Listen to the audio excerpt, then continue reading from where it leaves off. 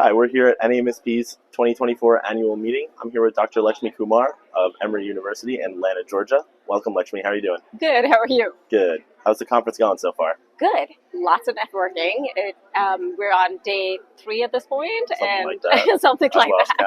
count. And lots of very minimal sleep. Mhm. I'm functioning on minimal sleep, but it's been an amazing conference so far. I have met so many people across the country that I don't get to see except at every NAMSP. So it's been a lot of networking sessions, a lot of good talks, a lot of ideas that are being generated, and this is definitely going to be, we come to this conference and we go back rejuvenated, and we go back with so many ideas of things that we want to do within our service. We're able to look at all these talks, take that 1 or 2 take-home points, and make that difference within our service. The idea exchange is phenomenal. The collaboration, even more phenomenal. Yep. Well, I'm glad to hear you're having a good time so far. I know it feels like ages ago, but a few days ago you presented at a pre-conference before the main program kicked off. Can you tell me a little bit about what you talked about in that workshop? Sure. So the pre-conference was by the DEI committee as well as the Women in EMS. They collaborated and put together a pre-con. I mean, we all know that there is an inequity or a disparity in the workforce and the representation of minorities and women, and this is even more apparent when you get to a leadership position.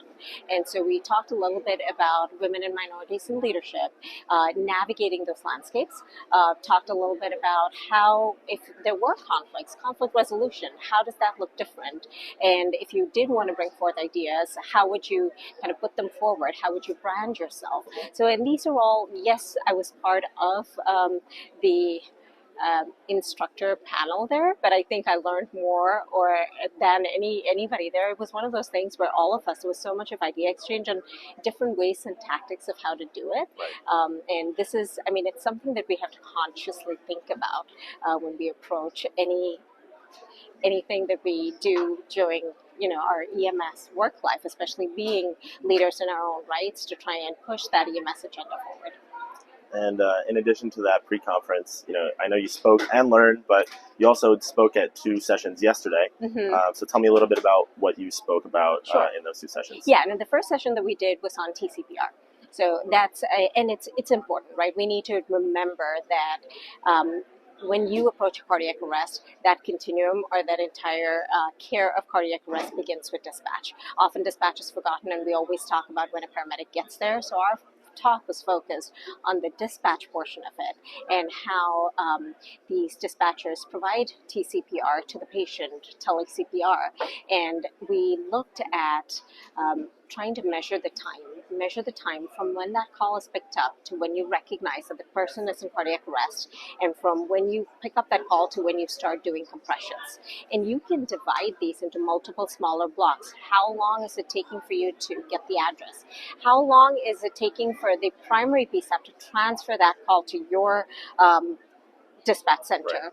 So you can divide that into multiple blocks and chunks of time, and if you don't calculate where your times are right now, you always are going to think you're an amazing service, right? It's like an ostrich in the sand attitude. Unless you measure, you don't know.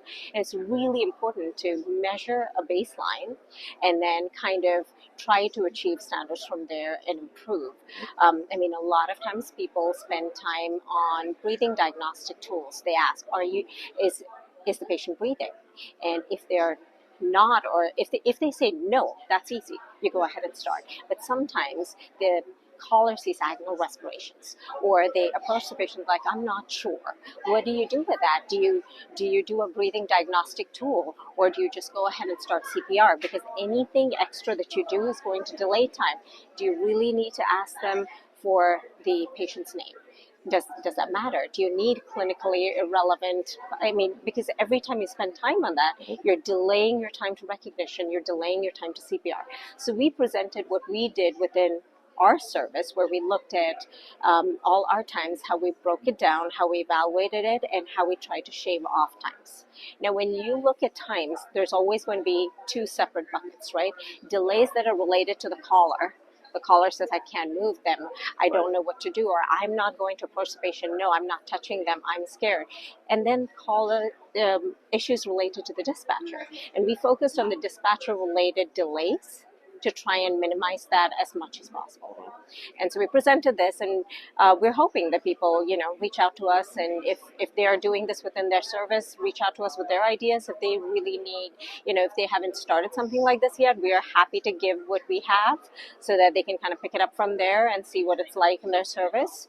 And we used CARES for our TCPR documentation tool to make sure it was like an apple-to-apple comparison, because that's a optional module that is available to everybody who opts into CARES, and it gives you longitudinal outcome data. And I know your second session was quite packed. I had some time to sit into that one, but there's barely any room. But it was about navigating the legal landscape for medical directors. So give me a little bit about that one too. That was a fun talk for sure, and I actually presented with our lawyer. So I'm extremely lucky that I have our lawyer's phone number in my back pocket, and I can call her anytime I want. Pick up the phone, and I have actually called her at 3 a.m. in the morning, and she's totally okay with it. Right. So I thought she would be a great person to come to NAEMSP and present. So she actually, it's funny, as physicians, we try to keep up to date with all the clinical research, right? We read PC, we go through journals, we subscribe to different, journal feeds, and we keep up to it. But we don't ever talk about cases that people are involved in. We don't ever talk about what legal cases are going on. And it's important that we do, because if we don't, we have to know these cases and then introspectively think within our service and system, what are we doing if we get into a situation like this? Or are we doing enough to prevent a situation like that? Because at the end of the day, any kind of litigation is extremely traumatic, right? It's expensive. There is the cost involved, but it is also emotionally traumatic until it gets done, and it takes a toll on you, and it just adds to your stress level and burnout for sure.